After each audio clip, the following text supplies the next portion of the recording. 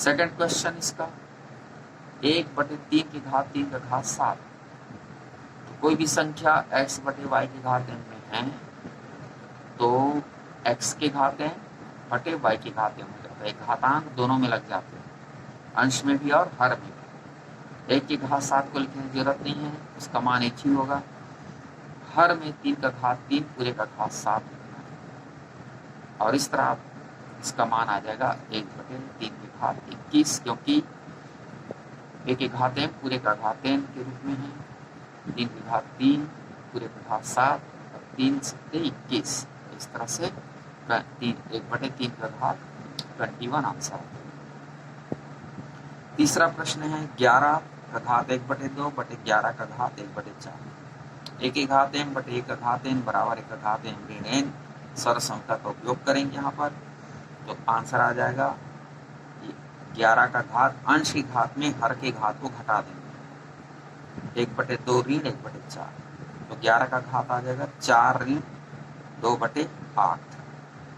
तो इस तरह से 4 में दोगे तो 2/8 कट जाएगा घातांक और इस तरह से 11 का घात 1/4 आंसर आ जाएगा।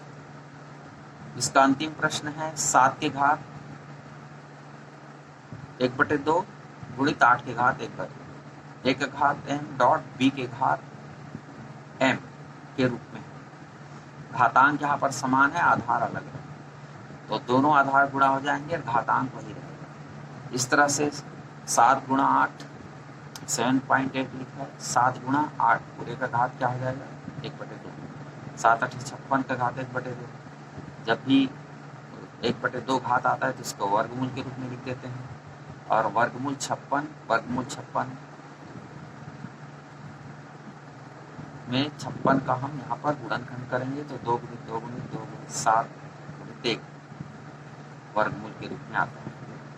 अब यहाँ से वर्गमूल के अंदर 2 का जोड़ी है तो उसे बाहर कर देते हैं। यहाँ पर 2 का एक जोड़ी बन रहा है तो इस तरह से 2 बाहर निकल आएगा और वर्गमूल 1 2 और 7 बच जाता है तो दोनों गुणा कर देंगे। इस तरह इसका आंसर 2 वर्गमूल 14 आ जाएगा। Thank you. नेक्स्ट डे हम आपको सभी प्रश्नावली से संबंधित प्रश्न देंगे जो कि भाग 8 के रूप में होगा।